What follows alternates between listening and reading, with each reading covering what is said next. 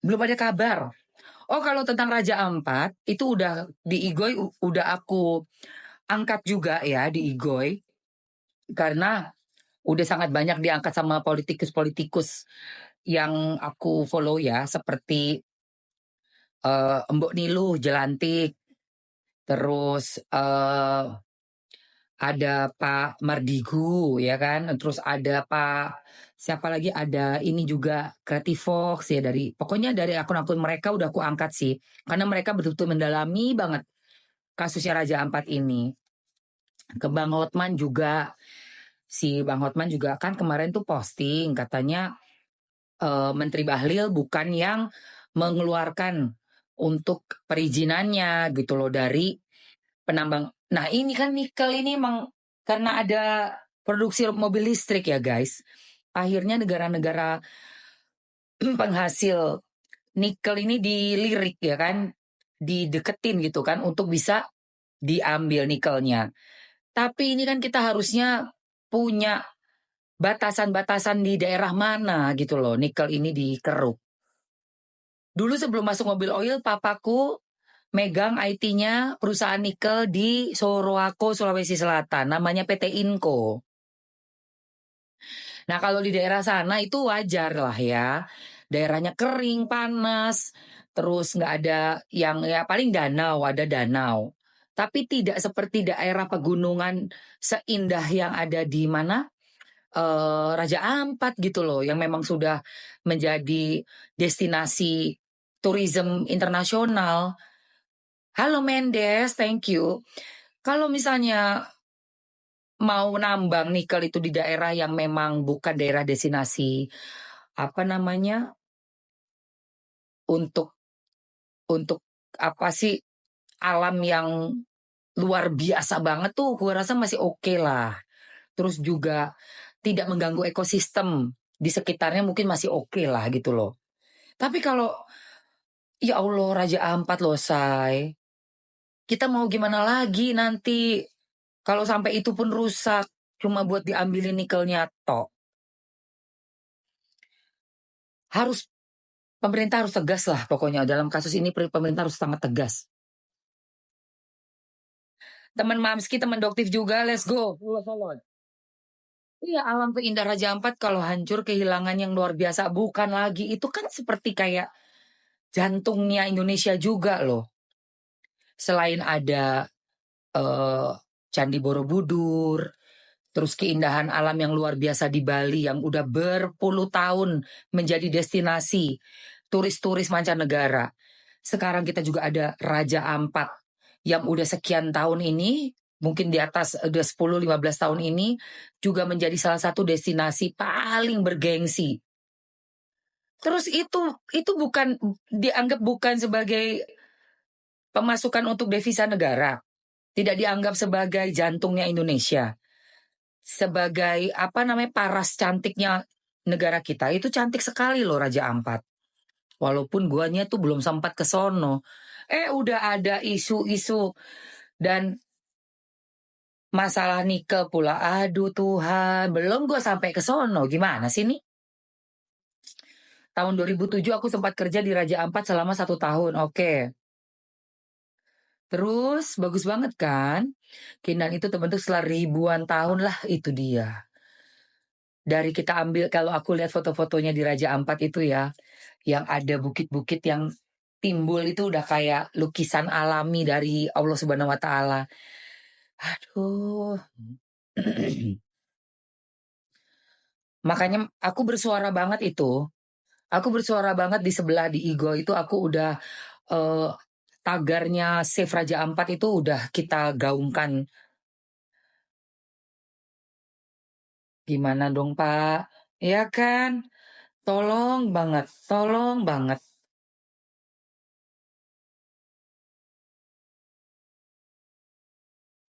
Banyak tempat lain loh untuk kita nambang itu. Oh banyak dong dampaknya kalau hilang. Loh kalian nggak tahu itu yang udah diilustrasikan di satu postingan yang aku lihat kemarin. Dampaknya tuh parah banget say nih. Dampak Raja Ampat nih ya. Parah loh guys. Untuk tambang nikel itu berbahaya sekali. Nih.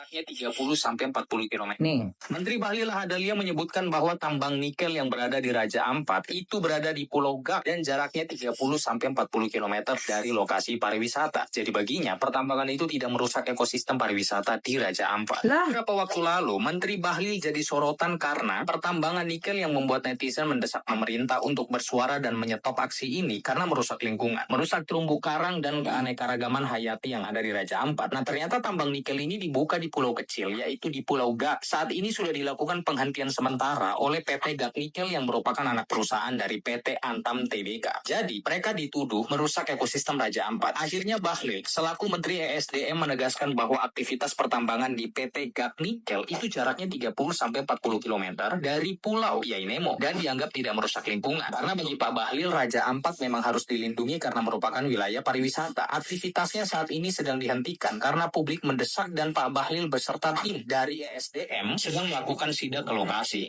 Menteri Bahlil Lahadalia. Apa buktinya mana? Astagfirullah.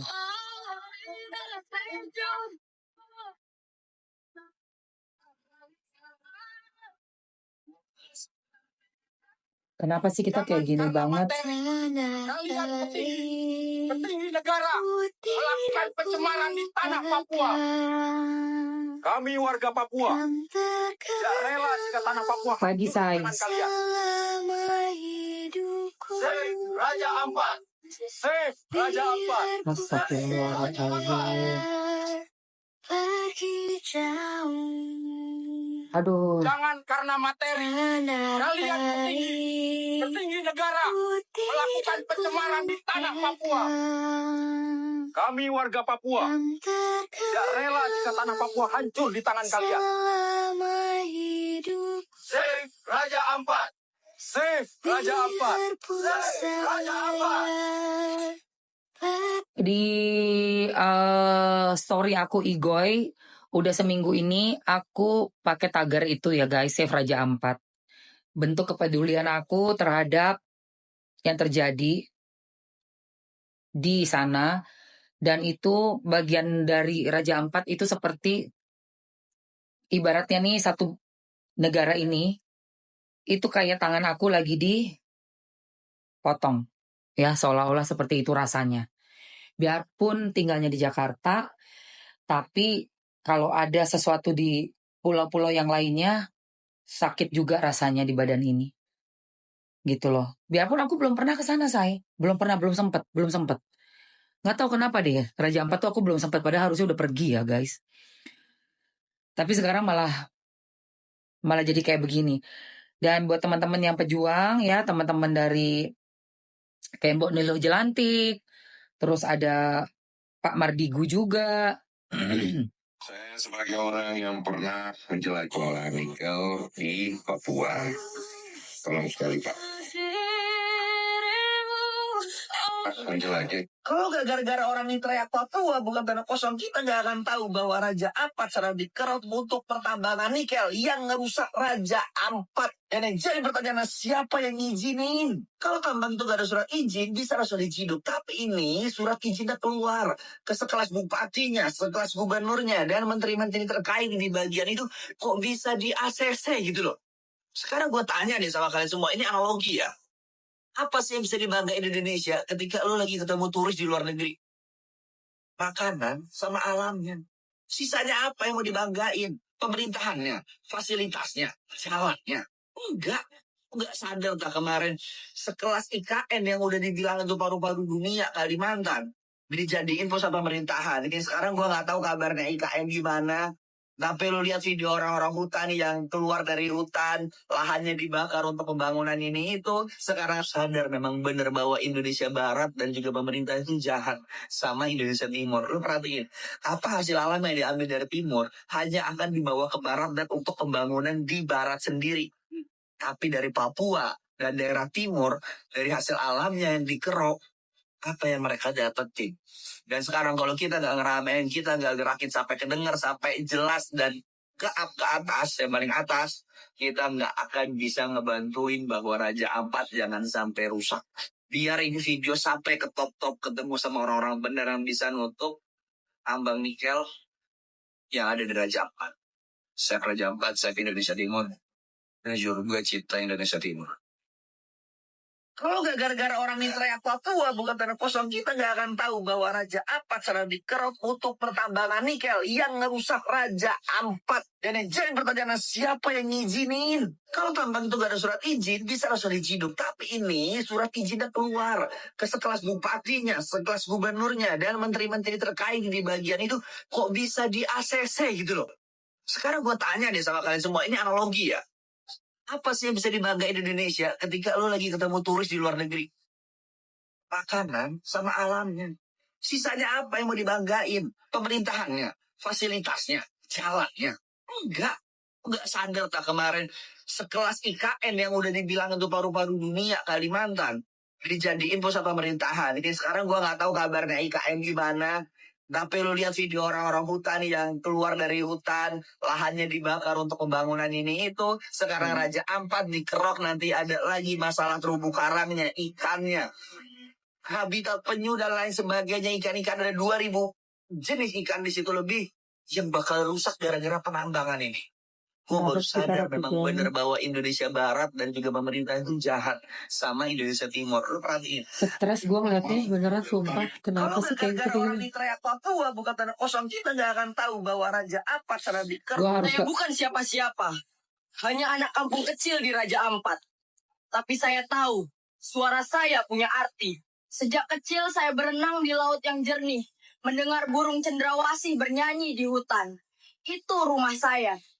Sekarang tanah itu dibelah, laut itu keruh, suara burung perlahan hilang. Semua demi tambang, demi uang. Kami tidak butuh janji pembangunan yang merusak. Kami butuh tanah yang utuh, laut yang hidup, hutan yang tetap hijau. Kalau suara orang dewasa tak didengar, biar anak Papua yang bicara. Kami cinta tanah ini. Kami tidak mau diam.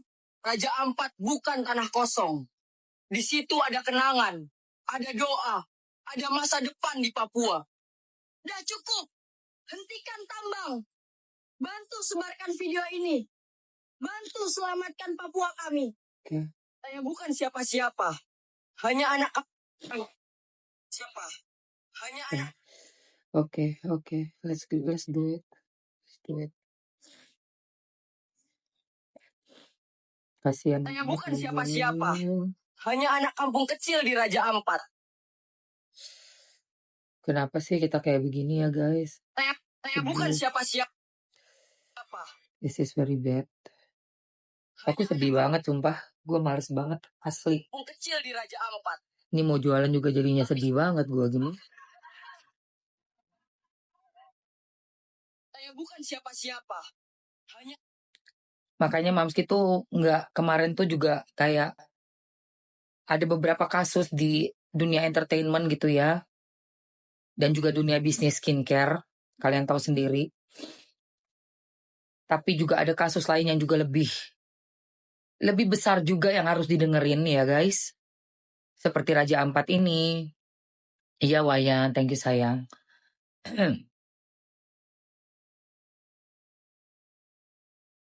Aku tuh nggak ngerti ya. Apa yang ada di otaknya orang-orang ini loh. Pengen apa sih? Lu pengen apa sih? Kok menjadi buta hati? Buta hati banget gitu. Lu pada kenapa sih? Iya kasihan banget. Iya betul sekali Ruslan. Lu pada kenapa sih lu semua gitu loh. Itu tadi yang nyambung ke subuh tadi ya cerita gua ya. Saking orang-orang tuh gilanya sama duit. Jadinya nggak peduli gitu. Nggak peduli. Rusak deh nggak peduli. Yang penting gua ngeruk sekarang. Lalu aja hidup aja nggak nyampe 100 tahun. Nanti kan yang bakalan kena kan anak cucu. Yang bakalan merasakan dampaknya tuh